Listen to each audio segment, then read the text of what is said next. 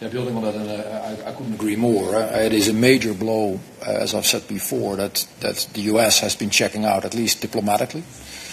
Very much agree with what Theresa was saying. If you would look under the waterline, you would find that many US companies are basically continuing with what they have been doing before. Why? Well, because there's simply a business case. And in that sense, businesses, vote with their feet, if you will. But of course, if the most formidable geopolitical player on the earth, the second largest emitter and the largest economy, checks out, that does something to the process. We will stay the course. We will continue to take a huge amount of responsibility, which is internationally recognized as second to none. But we're also using the momentum to invite others, particularly those amongst the G20, to step up their levels of responsibility. And frankly speaking, that is only fair. It's not going to be either or. We're going to continue in any case.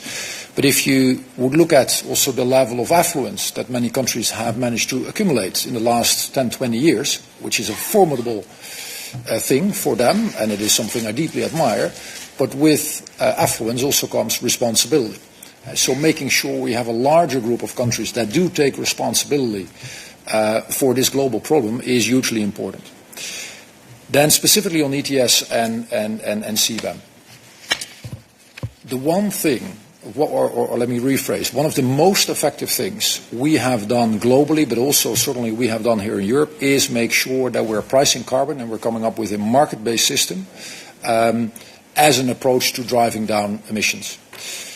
The good news is that there is a lot of pull from other nations to do the same, and that is why we're trying to incentivize as many as we can to build something that is either very similar or at least somewhat similar, and share the lessons that we have learned, sometimes the hard way, on our ETS system. On CBAM, we're also giving a lot of assistance, and we're articulating to them that for us, the best CBAM is one that doesn't make any money. We're not in the money for that game. Rather, on the contrary, we want to make sure that what we're doing is fair to European businesses, and we want to make sure that emissions are being driven down globally.